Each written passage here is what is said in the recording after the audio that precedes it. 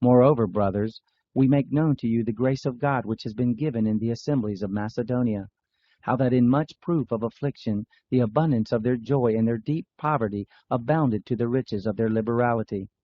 For according to their power, I testify, yes, and beyond their power, they gave of their own accord, begging us with much entreaty in regard to this grace and the fellowship in the service to the saints.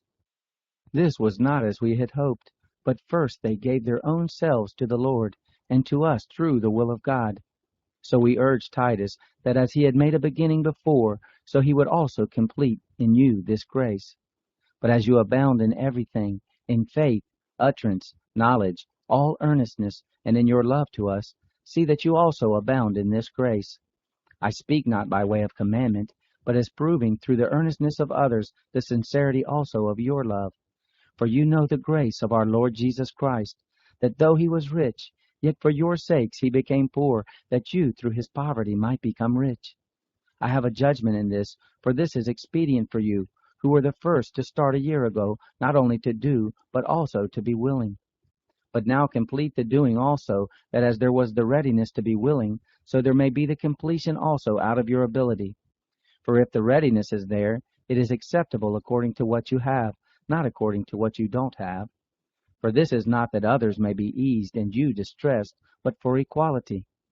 Your abundance at this present time supplies their lack, that their abundance also may become a supply for your lack, that there may be equality, as it is written, He who gathered much had nothing left over, and he who gathered little had no lack.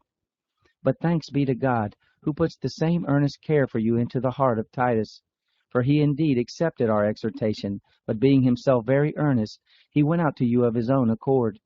We have sent together with him the brother whose praise in the gospel is known through all the assemblies. Not only so, but who was also appointed by the assemblies to travel with us in this grace, which is served by us to the glory of the Lord himself, and to show our readiness. We are avoiding this, that any man should blame us concerning this abundance which is administered by us, having regard for honorable things, not only in the sight of the Lord, but also in the sight of men. We have sent with them our brother, whom we have many times proved earnest in many things, but now much more earnest, by reason of the great confidence which he has in you. As for Titus, he is my partner and fellow worker for you. As for our brothers, they are the apostles of the assemblies, the glory of Christ. Therefore show the proof of your love to them in front of the assemblies, and of our boasting on your behalf.